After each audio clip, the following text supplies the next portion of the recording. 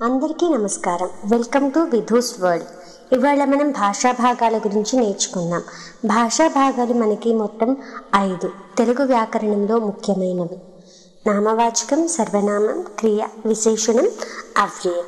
మొదటగా మనకి నామవాచకం. నామవాచకం అనగా పేర్లను తెలిపే పదాలను నామవాచకాలు అంటారు. అంటే మనుషుల పేర్లు, జంతువుల పేర్లు, పక్షులు, వస్తువులు, చెట్లు, కొండలు మొదలైనటువంటి సజీవమైన, నిర్జీవమైన అంటే జీవం ఉన్నవి, లేనివి అంటే పేర్లను తెలిపే వాటిని నామవాచకాలు అని మనం అంటాము.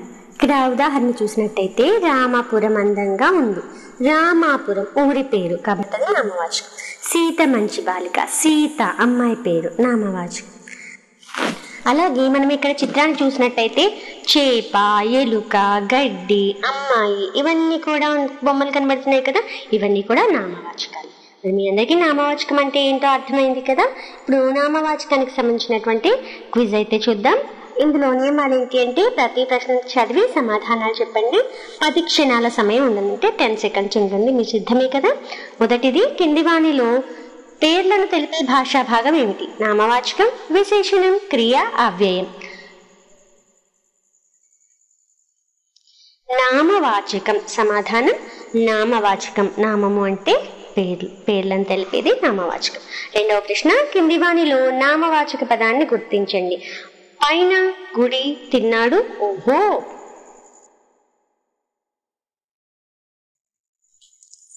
ఇది నామవాచకం, అంటే ఇది స్థలాన్ని తెలుపుతుంది.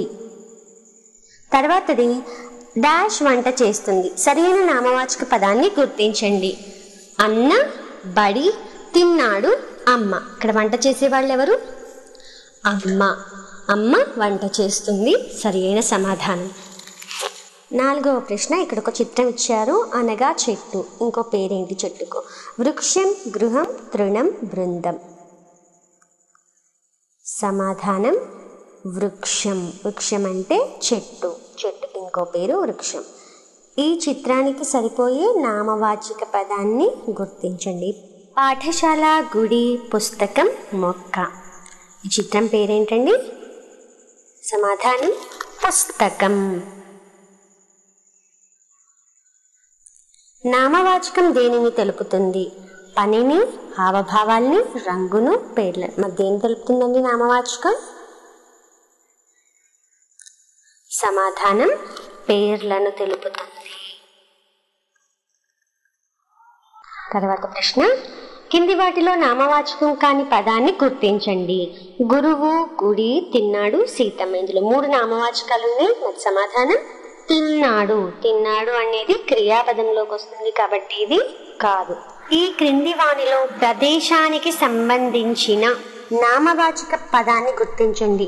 గురువు, గుడి, తిన్నాడు, సీతమ్మ. ఇందులో ప్రదేశం ఏంటండి? గుడి. గుడి అంటే ఇది ఒక స్థలం, దేవుడు ఉండేటువంటి స్థలం. తర్వాత ప్రశ్న, ఈ చిత్రానికి సంబంధించిన నామవాచక పదాన్ని గుర్తించండి. మరి చిత్రంలో ఉన్న నామవాచకం ఏంటండి? మామిడి పండు, వంకాయ, టమాటా, అరటి. ఏంటండి?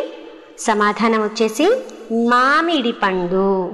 మొదటి విభాగం అయిపోయింది కదండి. ఈ 2వ విభాగంలో వచ్చేసి మీకు ప్రశ్నలు అయితే ఇవ్వడం జరుగుతుంది. ఆ ఇచ్చినటువంటి వాటిని చదివి ఆ వాక్యాలు తప్పు సమాధానాలా, ఒప్పు సమాధానాలా అనేవి చెప్పాల్సి ఉంటుంది. నామవాచకం అనగా చేసే పనిని తెలుపుతుంది. తప్ప ఒప్పండి? ఇది తప్పు. నామవాచకం పేర్లను తెలుపుతుంది కదా. సీత గీతతో ఆడుకుంటుంది. ఈ వాక్యంలో సీత, గీత నామవాచకాలు. తప్ప ఒప్ప? ఇది సీత, గీత పేర్లు కాబట్టి ఒప్పు. రాము పరిగెత్తాడు. ఈ వాక్యంలో పరిగెత్తాడు అనేది నామవాచకం. తప్ప ఒప్పండి? ఇది పరిగెత్తడం అంటే క్రియాపదం కదా, కాబట్టి తప్పు. పక్షులు ఎగురుతున్నాయి. ఈ వాక్యంలో పక్షులు నామవాచకం. తప్ప ఒప్ప? పక్షులు జాతి నామవాచకాల్లోకి వస్తాయి కాబట్టి ఒప్పు. ఏనుగు దంతం తెల్లన. ఇందులో ఏనుగు అనేది నామవాచకం కాదు అని ఇచ్చారు. మరి తప్ప ఒప్ప? ఇది ఏనుగు నామవాచకమే కదా, కాబట్టి తప్పు. దేవాలయంలో జాతర జరిగింది. జరిగింది ఈ వాక్యంలో నామవాచకం కాదు. జరిగింది అనేది నామవాచకం కాదు కదా, కాబట్టి ఉప్పు. ఇదండి ఇవాళటి నామవాచకాలు టాపిక్. మీకు నచ్చితే లైక్ చేయండి, షేర్ చేయండి, కమెంట్ చేయండి. ధన్యవాదాలు.